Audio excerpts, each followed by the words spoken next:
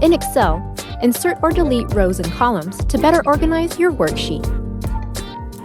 To insert, select a cell. Select Home Insert. Choose Insert Sheet Row or Insert Sheet Column. Need to delete a column or row? Select a cell in the column or row you want to delete. Select Home, Delete, and choose what you want to delete.